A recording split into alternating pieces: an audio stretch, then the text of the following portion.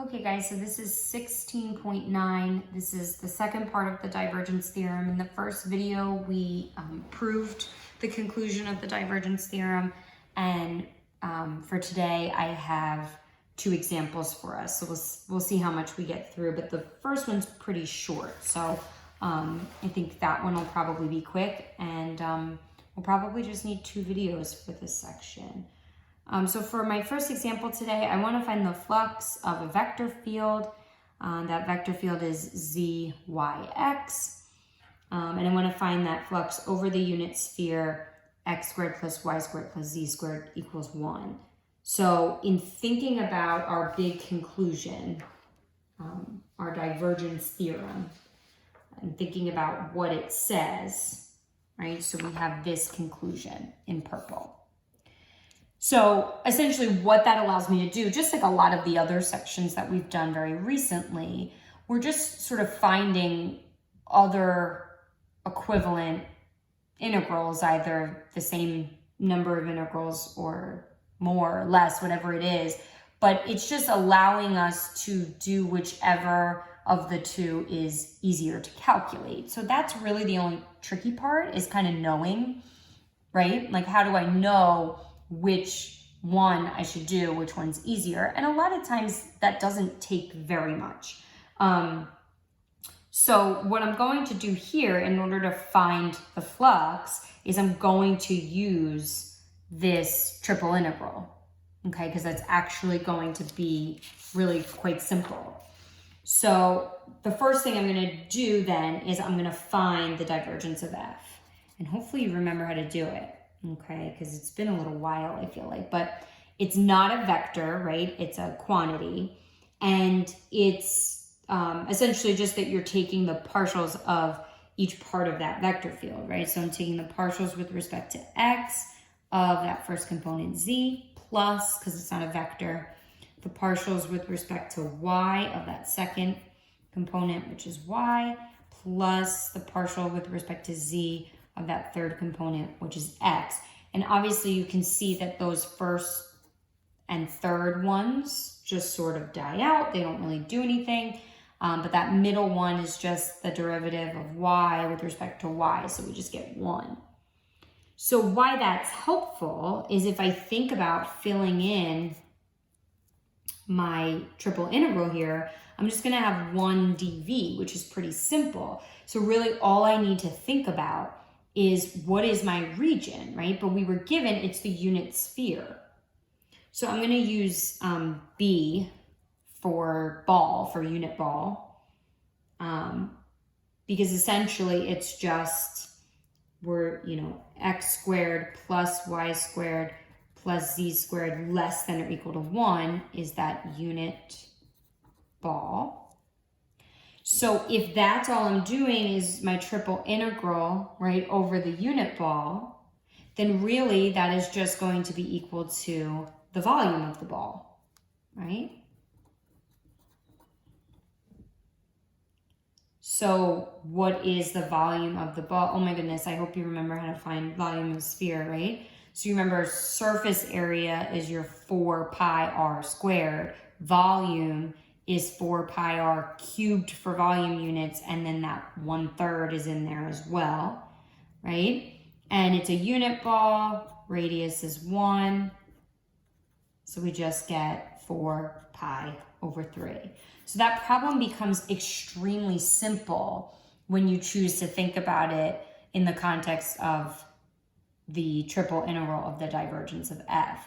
And I think you'll find that very often because that divergence is so easy to calculate, and because it's only taking the partials of each of the components, it very much can simplify your integrand all of a sudden. So that's kind of what happens in the next example. So if you take a look at the next example, again, I give you a double integral, right? The flux. We want to find flux here, but I don't want to calculate this. This is going to be too challenging. But look at how complicated f is, right? That's why I'm like, I don't really want to have to work with that. It's way too complicated.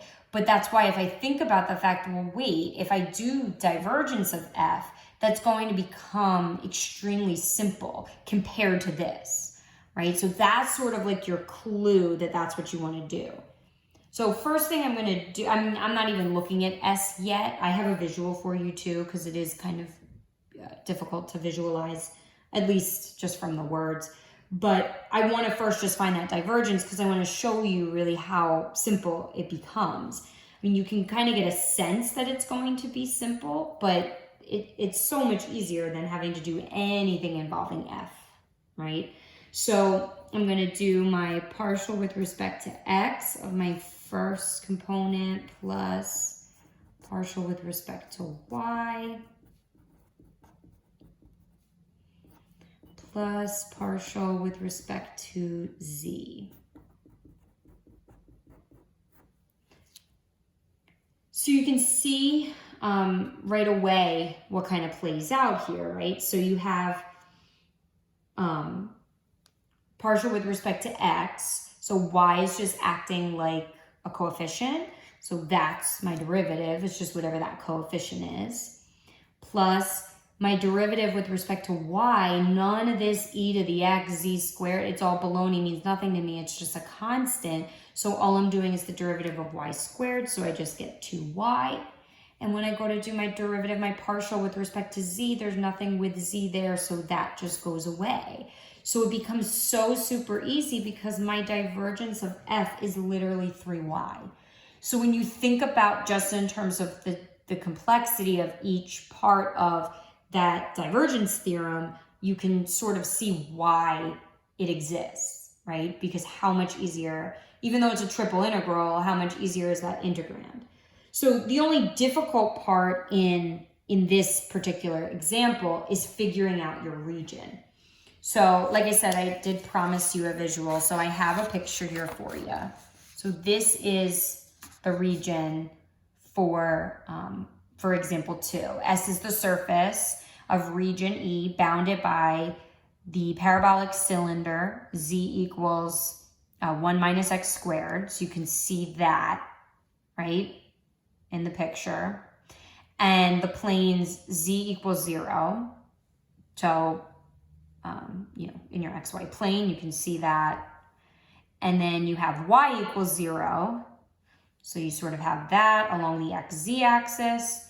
And then this is kind of that last piece that's given to you, that y plus z equals 2.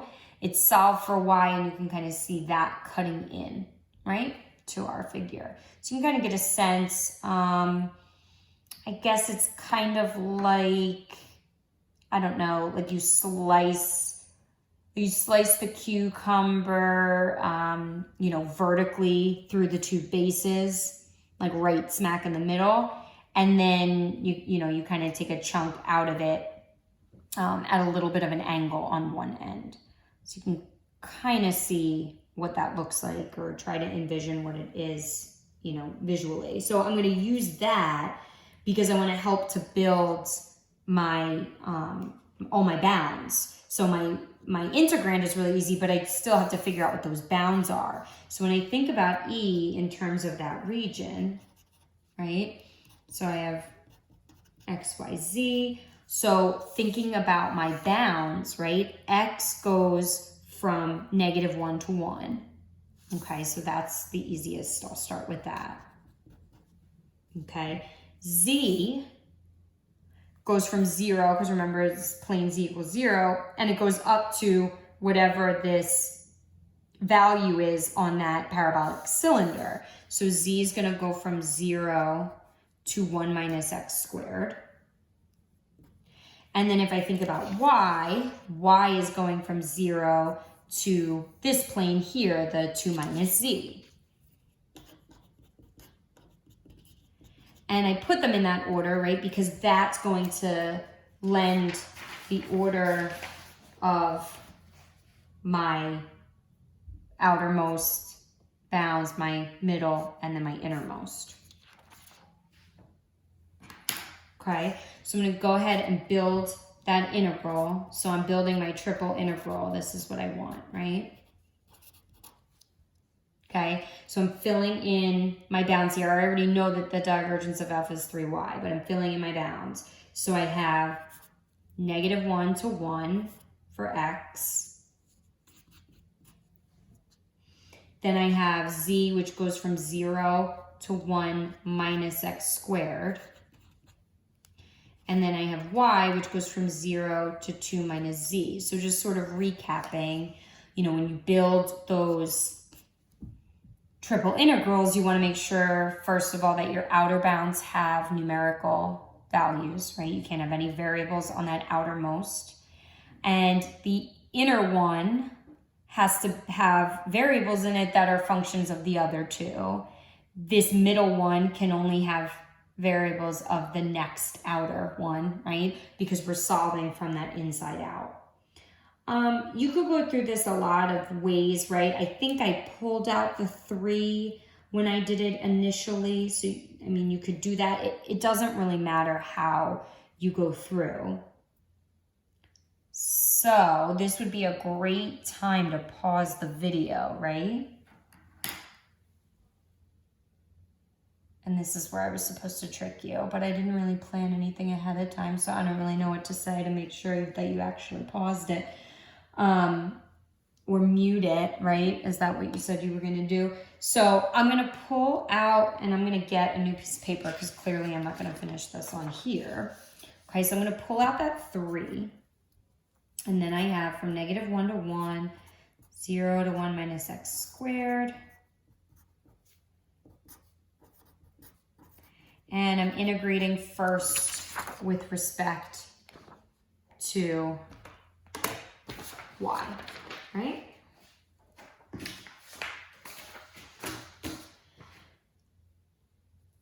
So integrating first with respect to y, my 3 is going to stay there. So I'm going to have y squared over 2. I'm going to evaluate that.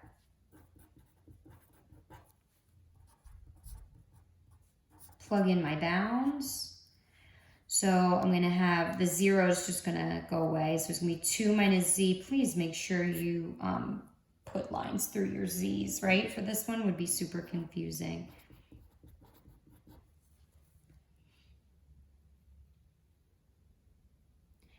And now we're going to integrate with respect to z. I don't need to square this because I can just, right? So I can just do, it's just going to be 2 minus z to the 3rd over, and then I'm going to have times 2 that's already there times the 3, so 6. And I'm just going to put a negative in front because of essentially that chain rule there, right? Or if you did like a U substitution. I'm evaluating that at 1 minus x squared and 0.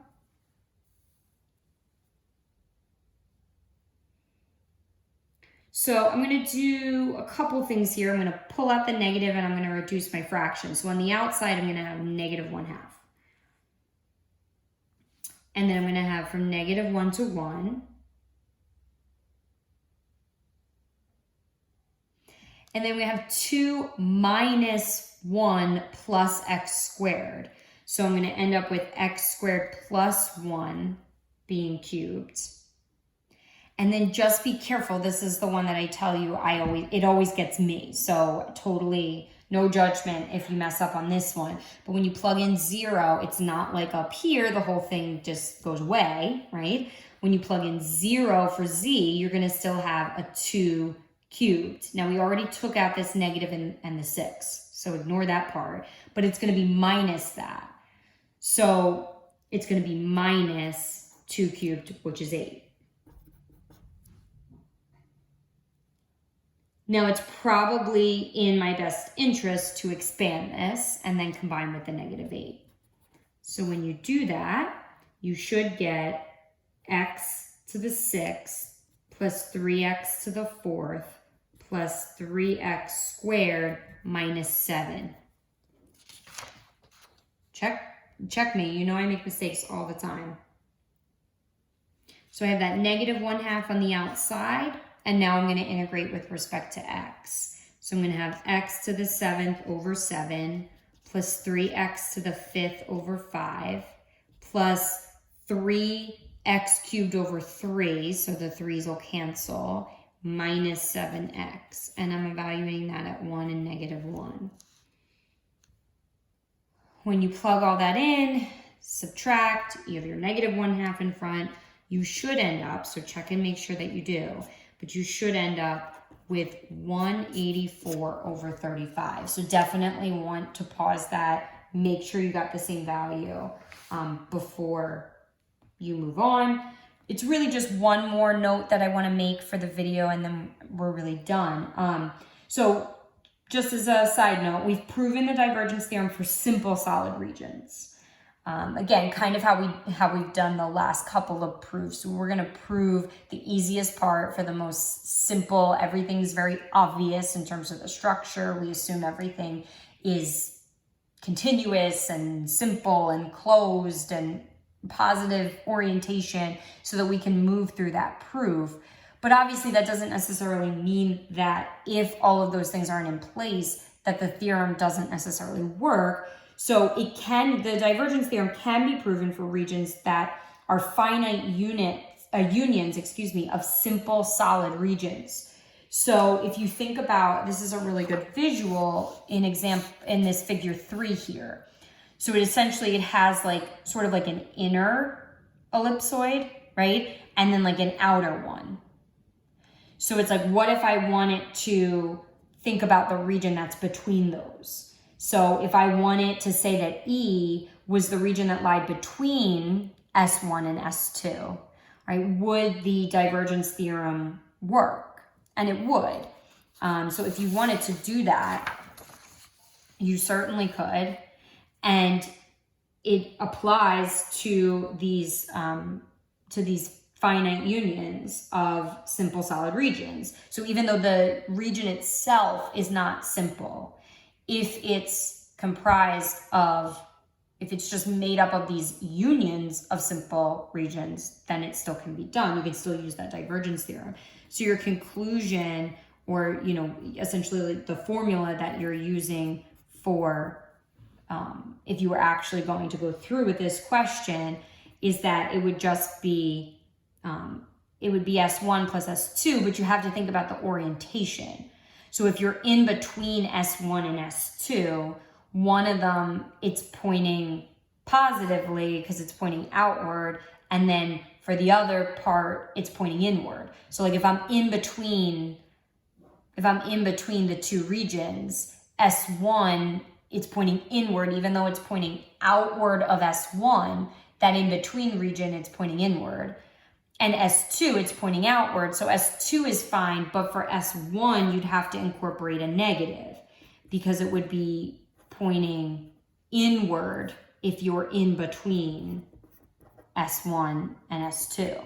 So when you break apart the two individual derivatives, integrals, you would just have to include that negative. So that's the only tricky part. If you were doing a region like that, it can be done, it's possible, but you would just have to think about the orientation and whether or not N was pointing in or out, depending on where you are, where your region E is actually located.